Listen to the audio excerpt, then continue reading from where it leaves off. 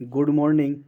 नमस्कार आप लोगों को। मैं सुमन कुमार भारती आज आर्थिक विकास इकोनॉमिक डेवलपमेंट के बारे में बताने वाले हैं। अगर हमारे चैनल पे पहली बार आए हैं तो प्लीज़ सब्सक्राइब करें और हमारा वीडियो को लाइक भी करें। हमारा चैनल है जोहार क्लासिक एकेडमिक।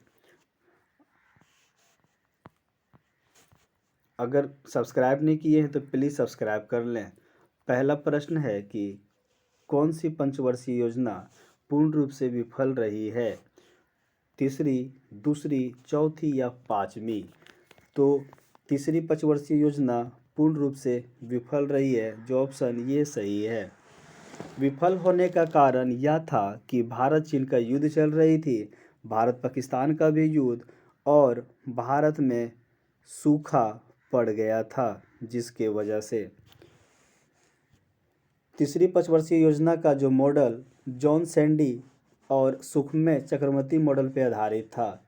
इसका लक्ष्य जो था कृषि में वृद्धि था। और तीसरी पंचवर्षीय योजना 1961 से 66 तक चली थी।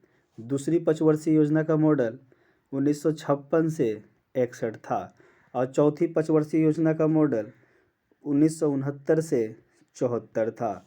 अब पाँचवीं पंचवर्षीय योजना का जो मॉडल जो था ये 1974 से 79 होनी थी, जो कर कि ना हो करके 1978 में ही पाँचवीं पंचवर्षीय योजना समाप्त कर दिया गया था। उस वक्त मोरारजी देसाई की सरकार थी और मोरारजी देसाई नया प्रधानमंत्री नियुक्त किए गए थे, जिनको पंचवर्षीय योजना इनको पसंद ना था, जिसके वजह से इनको पंचवर्षीय योजना को स्थगित कर दिया गया था। दूसरा प्रश्न है कि मुद्रास्फीति के समय कर की दर में किस प्रकार से परिवर्तन करनी चाहिए? वृद्धि करना चाहिए, कमी करनी चाहिए, स्थिर रखनी चाहिए, पहले कमी फिर वृद्धि होनी चाहिए?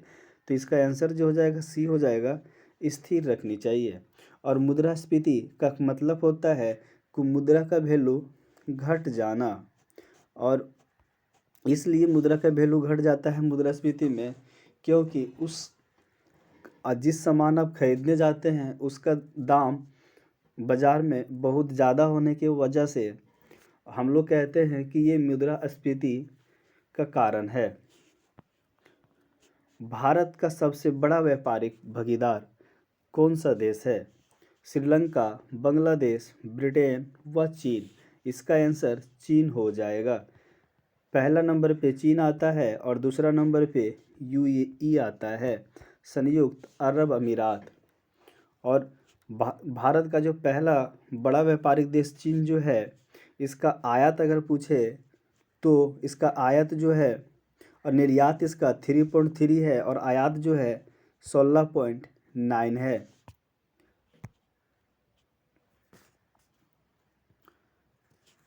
दूसरा प्रश्न है कि रिजर्व बैंक ऑफ इंडिया निम्नलिखित में से किसके बदले मुद्रा निर्गमन करता है? स्वर्ण के बदले, विदेशी प्रतिभूति के बदले, भारत सरकार की प्रतिभूति के बदले, या उपयुक्त में से सभी? इसका आंसर डी हो जाएगा। किस समिति ने कृषि जोतों पर कर लगाने की संस्तुति की थी?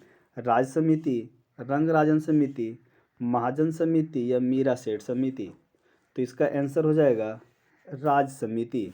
राज्य समिति इसलिए इसका आंसर होगा क्योंकि कृषि खेतों पर कर लेने से संबंधित है राज्य समिति। इसका जो है 1976 में गठन किया गया था। महाजन समिति जो है का 1966 में किया गया था गठन, और ये महाजन समिति चीनी उद्योग से संबंधित है। और मीरा सेठ समिति जो है यह हथकरघा उद्योग के विकास से संबंधित है। इसका पहला रिपोर्ट 1977 में प्रस्तुत किया गया था।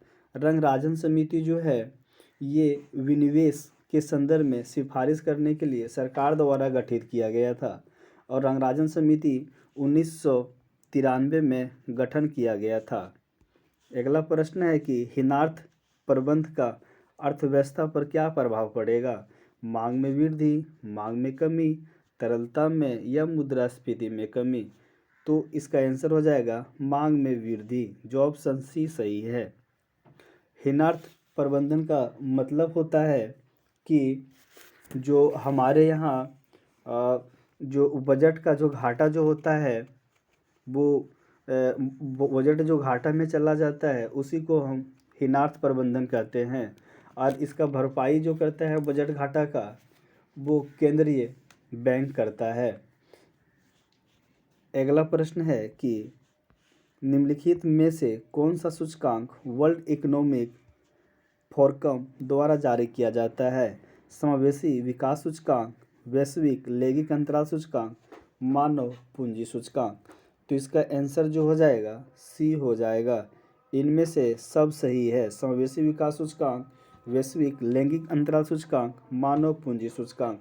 समावेशी विकास सूचकांक में भारत 62वां स्थान पे है और वैश्विक लैंगिक अंतराल सूचकांक में भारत 140वां स्थान पे है और पहला स्थान पे आइसलैंड है। और वैश्विक लैंगिक अंतराल सूचकांक के अंतर्गत बेटी बचाओ बेटी पढ़ाओ योजना और वन स्टॉप सेंटर योजना इसी के अंदर काम करती है। और मानव पूंजी विकास सूचकांक में जो है 43वां स्थान पे भारत आती है।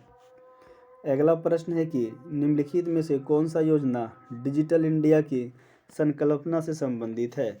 लक्की ग्राहक योजना, ई मंडी योजना, बीमा योजना या पहल योजना। इनमें से सभी हो जाएगा इसका आंसर। लक्की योजना जो है ग्राहक योजना ये डिजिटल लेन देन के लिए है जो 50 से 3000 तक ये डिजिटल लेन देन करता है। ये गरीबों के लिए चलाया गया था। ये 14 अप्रैल 2017 का गठन किया गया था। किसका? लक्की ग्राहक योजना को। ये ई मंडी योजना जो है ये व्यापार मंडियों से संबंधित है। और भीम योजना जो है ये दिल्ली सरकार का योजना है और दिल्ली सरकार जो है इस योजना के तहत प्रतियोगी परीक्षा भी लेती है और वहाँ के गरीब बच्चों को मदद भी करते हैं। और पहल योजना जो होता है इसका शुरुआत जनवरी 2015 में किया गया था और ये पहल योजना एलपीजी गैस सिलेंडर से सब्सिडी जो दिया जाता है वो उसका पैसा जो है डायरेक्ट बैंक के खाता में पहुंच जाता है।